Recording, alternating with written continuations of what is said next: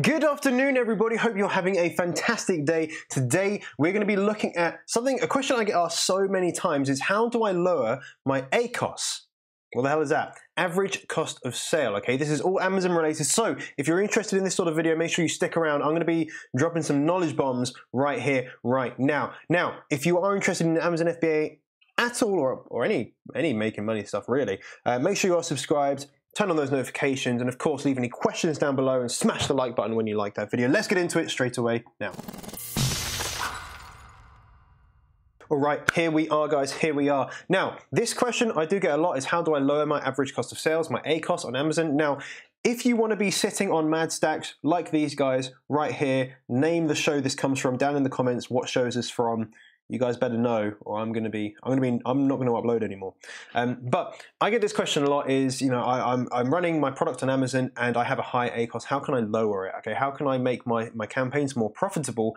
And there's a lot of kind of information going out there. There's no real information that is actually useful. So this video is going to actually be useful to these people. If you are starting Amazon, if you're thinking about starting Amazon, just make sure you watch this video in full because you're going to learn a huge amount and it's only going to take 10 minutes of your time, okay?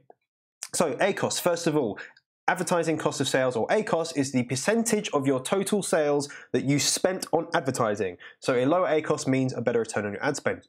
Basically, how much money did you spend to drive a sale of your product?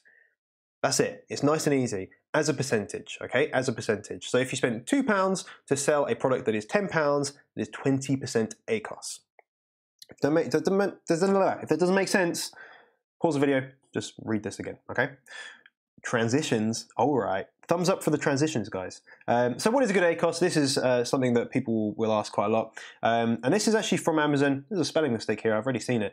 Successful ACoS levels vary from each seller. Now, this is so important because you may have a more profitable product than someone else, which means your ACoS can be higher and you can still be profitable. Whereas another seller or another product, or even one of your products, may have a lower profit margin, which means that your ACoS has to be a lower percentage. So, to determine your ACoS, consider your margins on each unit sold and what sales you need to make to be profitable, not pro-table. Then log into your campaign manager every 1 or 2 weeks to review your campaigns, okay? Now, just a side note, it takes about 48 hours for your campaign manager to really update fully. It can do it within 24 hours. However, I like Amazon say, leave it 1 to 2 weeks to gather as much data as you can, and then you can make an informed decision if a campaign is profitable or not.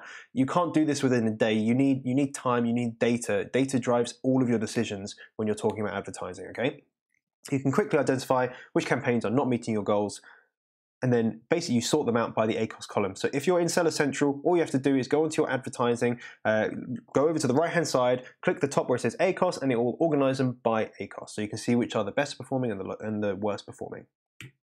Oh, the transitions today, guys, the transitions. This is how you're going to make more money, all right? This is how you're going to make more money. 1.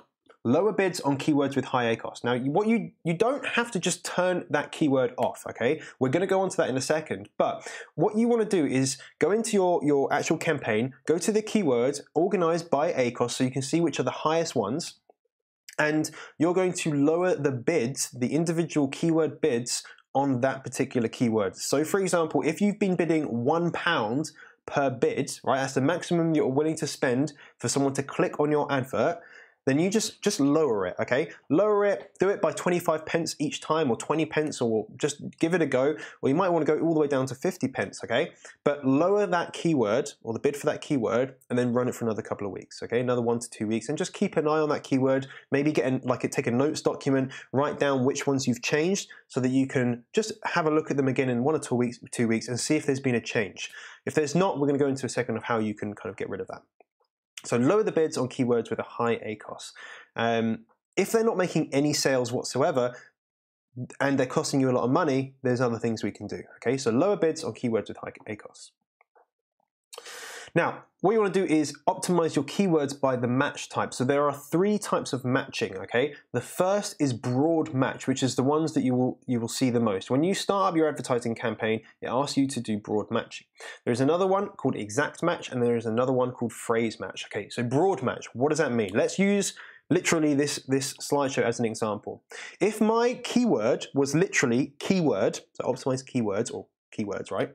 A broad match means that that keyword, when a customer searches in Amazon, as long as that keyword is in their search term, my ad's going to show for it as long as I win the bid, as long as I'm bidding enough to get to, you know, for my ad to be shown. So that's broad. So it means anything goes. Exact is if the customer on Amazon searches for that keyword exactly. So they literally search for that word or those two words exactly, like no difference, then your ad's going to show. The other one is phrase match. So that's like if you had the keyword in the middle and you had like large or portable before and after you had for kids, then it's kind of, you know, it will put the keyword in the middle and it will put things before and after. So it makes a phrase out of your keyword. So those are the three different match types, okay? So if you're getting a keyword that has a really high ACoS and it's a broad match, what you might want to try and do is look at that keyword and see if it could be better as an exact match, or it could be a phrase match, and you can give that a go for a week or two and just see if you can convert any more sales. Now, if you've tried all three of those and look, this keyword is just not working for you, okay, or the keyword is irrelevant, okay, it's not actually relevant to your product that you're selling, you definitely do not want to be showing up on advertising for keywords that actually aren't your product. They're not relevant to you. What you can do is something called a negative keyword. Again, on negatives, you can do broad, you can do exact, and you can do phrase. So what you can do is in Seller Central, go to your campaign, you can click on negative keywords, and you can add negative keywords as one of those three match types. Works in the same way, but when someone searches that keyword, either by broad or by match, or by exact or by phrase, then the advert is not going to show. It's not going to show for that customer, which means if you have something that has a high ACoS, it's costing you a lot of money, it's not converting, or it's irrelevant, then you can just get rid of it out of your campaign and it's not going to cost you any more money at all. The only thing to bear in mind is that if you have crossovers on your campaigns between keywords that are kind of similar, then you want to make sure you add those negative keywords to all of your campaigns, or the relevant campaigns, okay? Hopefully that makes sense.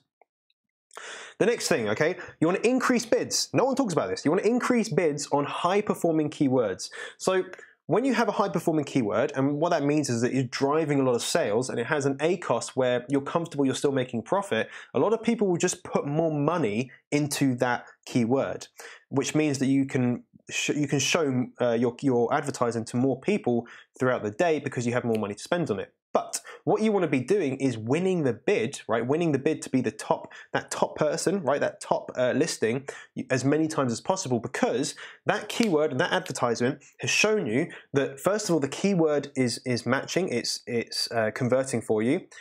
Your pictures are good, your titles are good, your listing is good, you're making sales. So anytime you find a winning keyword, you need to just basically double down on it. What you can do is, of course, increase the amount of spend that you have for that keyword. However, something that is kind of sneaky is you increase the bid for that keyword. Do it slowly. You can do it at 20 pence a time or 10 pence a time or even 5 pence a time, right? But increase the bid so that you're winning it more times than other people, because you know it's going to be money well spent. Now, when are times that you're not going to do this? Don't do this if, for example, your ACoS is on the high side, so that if you spend any more money per bid or per keyword click, then you're not going to be making money. You're not going to be making profit. That's not the right time to do it. This is the right time to do it. You go onto your advertising manager, you go onto the campaign organized by sales rather than ACoS, and then you can see which ones are making you the most money. And if the ACoS is within a percentage that you're happy with, and there's also legroom where you can actually spend more money to make a sale, then increase your bid on that keyword slowly, optimize it again over the next couple of weeks till you find your absolute winning campaign. And always, guys, always make sure you go back every 2 weeks to just make sure it's still winning, because other competitors will come in and they can start winning the bids and you can start not becoming profitable on that keyword. So make sure you do that. Increase your bids on high performing keywords when you have the ability to do so within your budget. Okay, now these two things are some of the most important things. And if you don't do the next two things, then really you're kind of shooting yourself in the foot, okay?